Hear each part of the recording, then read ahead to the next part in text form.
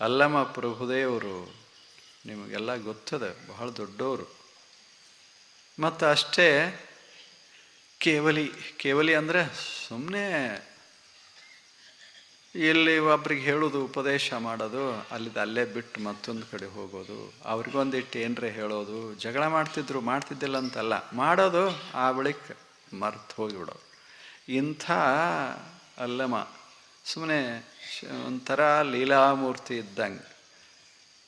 ಆ ಅಲ್ಲಮ ಇಂಥದೇ ಒಂದು ಪ್ರಶ್ನೆ ಒಬ್ಬ ಕೇಳ್ತಾನೆ, ಒಬ್ಬ ಒಕ್ಕಲಿಗ ಕೇಳ್ತಾನೆ. ಏನಪ್ಪ, ನಾನು ಒಕ್ಕಲ್ತನ ಮಾಡ್ತೇನೆ, ಸುಮ್ಮನೆ ಹಿಂಗೆ ತಿರುಗಾಡ್ತೀಯಲ್ಲ, ನೀನು ಒಂದಿಟ್ಟು ಯಾಕೆ ಮಾಡ್ಕೋಬಾರ್ದು ಅಂತಾನೆ. ಯಾರಿಗೆ? ಅಲ್ಲಂಬ್ರಿಗೆ.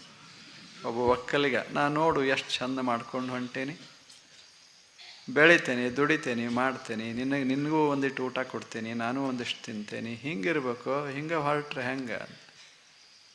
ಅವಾಗ ಅಲ್ಲಮ್ಮ ಹೇಳ್ತಾನೆ, ನೋಡೋ, ನೀನು ಬರೇ ಜೋಳ ಗೋಧಿ ತಿಂತಿ, ನಾನೊಂಥರ ತಿಂತೇನೆ, ಮಜಾದಾಗ ತಿಂತೇನೆ. ಏನು ಅಂದ? ಆನಂದ ಅಂದ. ಹೆಂಗೆ ಅಂದ? ತನುವ ತೋಂಟವ ಮಾಡಿ,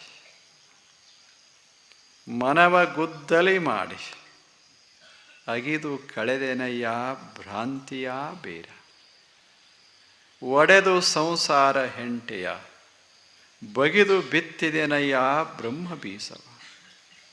ಎಲ್ಲ ಚೆನ್ನಾಗಿಲ್ಲ? ಬಗೆದು ಬಿತ್ತಿದೆನಯ್ಯ ಬ್ರಹ್ಮ ಬೀಜ, ಅಖಂಡ ಮಂಡಲವೆಂಬ ಭಾವಿ, ಪವನವೇ ರಾಟಾಳ, ಸುಷುಮ್ನ ನಾಳದಿಂದ ಉದಕವ ತಿದ್ದಿ, ಬಸವಗಳೈವರು ಹಸಗೆಡಿಸಿಹರೆಂದು, ಆವಾಗಳು ಎನ್ನ ತೋಟದಲ್ಲಿ ಜಾಗರವಿರ್ದು ಸಸಿಯಂ ಸಲುಹಿದನು ಕಾಣ ಗುಹೇಶ್ವರ. ಚೆನ್ನಾಗಿಲ್ಲ?